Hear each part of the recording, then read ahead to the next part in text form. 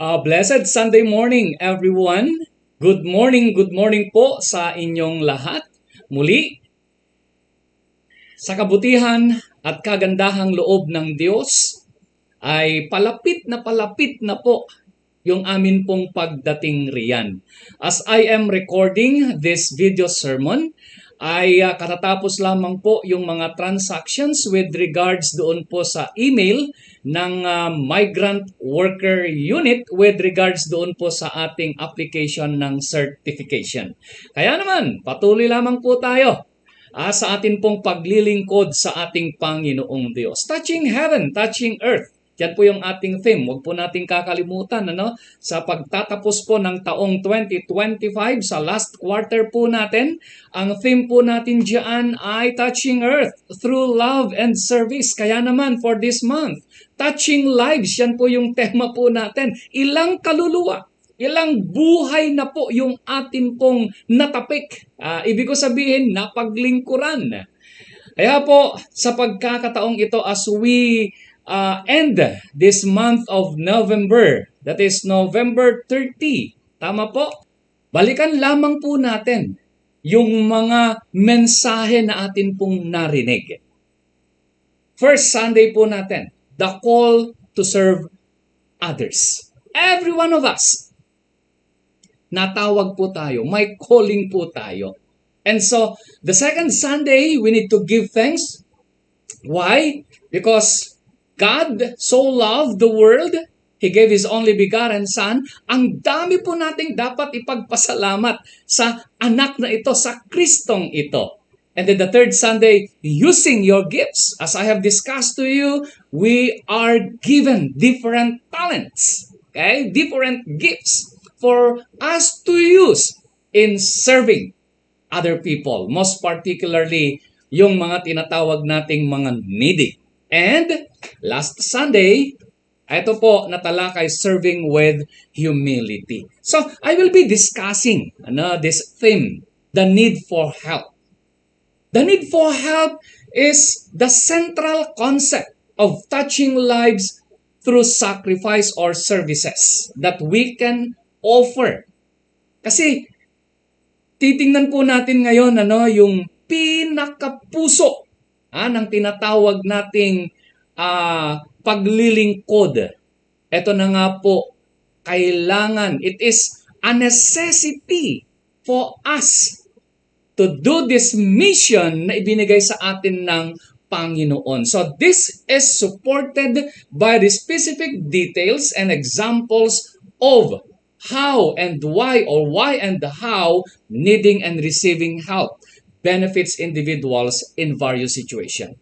Kaya, para mabless po tayo, mabless po sila, mabless po ang pangalan ng Panginoon, there is what we call the need for help. Kaya sinabi ko po dyan, the central concept of touching lives through service. So, requesting then everyone to please stand as we start the message Matthew 25 in verse 40. Tayo po lahat ay tumayo and give respect sa kanyang mga salita. Sabi ng ating Panginoon, the King will reply, truly, I tell you, whatever you did for one of the least of these brothers and sisters of mine, you did it for me. Again, truly I tell you, the King said, whatever you did for one of the least of these brothers and sisters of mine, ay ginawa mo na rin sa akin. Pagpalain nawa ng Panginoon ang mga salita niya. Let us pray. Father God in heaven, once again, O Lord, we humbly come unto you, thanking you and praising you because of this opportunity once again to nourish our spiritual selves, to enhance our services unto you, and of course to heighten our faith na tinanggap po namin sa inyo sa pamamagitan po muli ng amin pong pakikinig ng inyong mga salita. O Lord, I am praying for your blessing, for a heavenly wisdom na ibigay niyo po sa bawat isa ngayon. For us, O Lord, to fully understand and to fully comprehend your will this morning. We pray also for your servant whom you are going to use. Speak to him, Father God, for us to be blessed by your words. Thank you so much, Father God. And this is our prayer in Jesus' mighty name. Amen and amen. Okay, now, the congregation may now be seated. Salamat po. Matthew 25 is an important passage in the Bible, for it tells about the final judgment. Do you agree with me? Yeah, napakarami pong mga signs of the end times ang nasusulat po rito about the final judgment. Yet, in verse 40, makikita po natin rito that Christian belief emphasizes serving the poor, the sick, the marginalized as a way of serving and honoring God. So in these last days, before that final judgment, there is what we call a necessity for preparing of our Christian lives. Mahalaga po na makita po natin ito, and one of it is, yan na nga, the need for help. Helping the poor. Helping the list of these brothers and sisters of mine, God said. No? The marginalized people.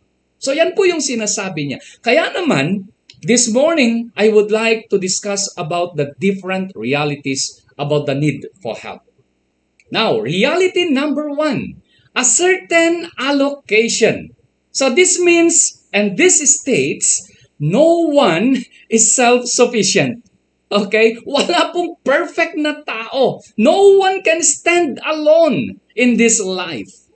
Kaya po, need is part of God's design, not a result of failure or anything else. This is God's design stating that, okay, you remember in the creation, ano po yung unang ginawa? Unang-una na ginawa ng Panginoon para po sa tao.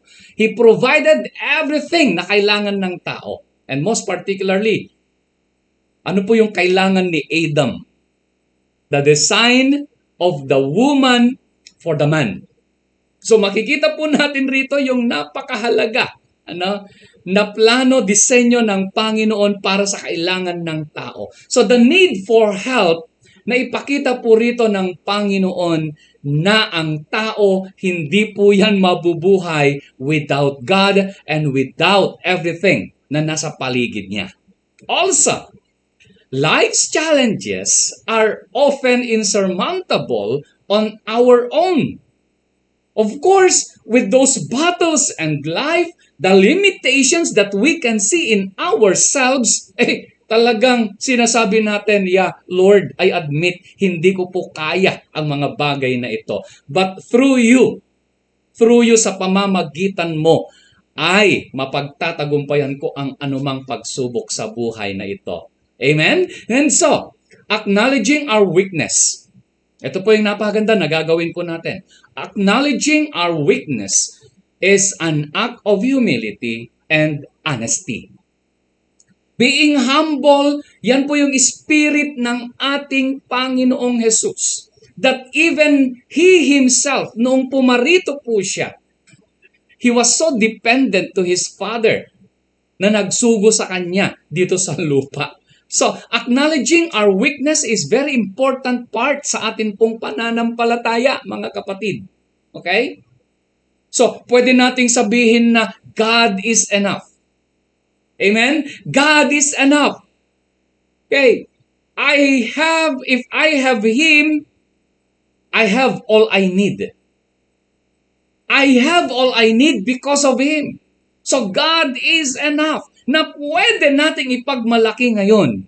If we admit and accept and acknowledge that we need God in our lives para matulungan din natin yung ating kapwa, pwede na nating ipagsigawan na sabihin, yes, I can do all things through Christ who strengthens me. Amen po? I can do all things. Magagawa ko ang lahat ng tulong para sa aking kapwa because God is with me. I have God in my life. Now, reality number 2, of course, laliman pa po natin a compassionate affection. Because of that relationship that we have with Him, because we acknowledge God in our lives na siya yung makakatulong sa atin in whatever battle we may have in this life. Eto na, God as our ultimate helper. Do you believe in this? God is our ultimate helper. Andyan po siya na tumutulong sa atin. God is a very present, omnipresent, and unwavering source of support. Ganyan po ang ating Panginoong Diyos. Kaya napakabuti ng Panginoon. Kaya we praise Him, we sing hallelujah unto Him dahil andyan siya, ever present, para matulungan po ang bawat isa sa atin in this life. Okay. So, only we need to admit, kailangan natin siya. Kailangan nating magpakumbaba sa Kanya. And also, masasabi natin, His help is supernatural.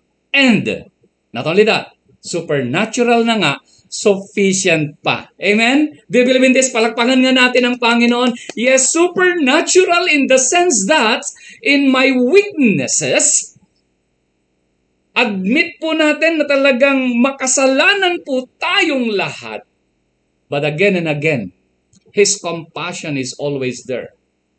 Ibinigay po niya yung talagang sapat na kailangan po ng tao para sa kanyang ikabubuhay physically and spiritually. And so, kung titingnan po natin ngayon ang buhay ng bawat isa, may nagsasabi ba sa inyo, napakahirap ng buhay ko? Napakasama ng mga nangyayari sa akin. Pinabayaan na ako ng Diyos. May pwede bang magsabi ng ganoon sa atin? Wala po. Because I know in our daily lives, He is always present. Okay? Huwag po nating kakalimutan yan because God is an affectionate God. Nararamdaman po niya yung mga nararamdaman natin. He is able and ready always para ibigay po niya yung ating mga pangangailangan. And so, ito po yung gagawin po natin. We must call out to Him in prayer. Sabi na Apostle Paul, pray without ceasing. For us to be helped. Yan lang naman para tulungan tayo ng Panginoon, yung una kanina, let us admit our greatest need of Him. Na wala ng ibang kailangan dapat ang tao kundi siya lamang para mapagtagumpayan ang anumang mga problema o pagsubok sa buhay. And now, ito po yung sinasabi niya, for that compassionate affection, tulad ng ginawa ng ating Panginoong Hesus, He was so prayerful. Para may handa po natin ang ating buhay to help, to touch lives through service. So, the purpose of human life is to serve and to show compassion and the will to help others. Yan po yung sinasabi ni Albert Schweitzer. The purpose of human life is to serve and to show compassion and the will to help others. Moving on to the third reality, a communal aspect. Dito naman yung pagkakaisa ngayon, patungkol doon sa pagtulong po natin sa ating kapwa. The need for help is a communal aspect, meaning helping and being helped. I will help you for you to help other people, or in short, vice versa, tutulungan kita para matulungan mo rin ako. So, how is this? Of course, unang-una sa lahat, God works through people. Do you believe in this? Yes, nagtatrabaho po ang Panginoong Diyos sa pamamagitan ng ibang tao. You know what? Ako po ay tuwang-tuwa at naiiyak sa galak. Having this opportunity, brethren, sa pamamagitan ninyo, ginagamit kayo ng Panginoong Diyos nang sa ganoon ay makapunta kami abroad. And with that, thank you so much, brethren. To those brethren again na ginamit ng Panginoon yesterday, as I'm recording this, today is Thursday pala, na napunta sina Sister Pressy and Sister Sylvia dun sa Philippine Consulate to make some follow-ups with regards to the certification na in-applyan po natin. Thank you so much. Kayo po yung mga tao na sinasabi ko na ginagamit ng Diyos at destiny helpers. Thank you so much, brethren, for this opportunity. Sa lahat po ng pamunuan ng Community Church of Christ, thank you very much. Because through you, nagtrabaho ang Panginoong Diyos para sa amin. Again, maraming salamat. So asking for help, of course, is a blessing to others. I know you will agree with this. Asking for help, hindi po ito kahiya-hiya. Di ba? Parang, ay wow, parang nahiya akong humingi ng tulong. Pero hindi pala, mga kapatid. Because when we ask for help to other people, God will bless ang taong ito. Kaya, di ba? Again, hindi po kawalan.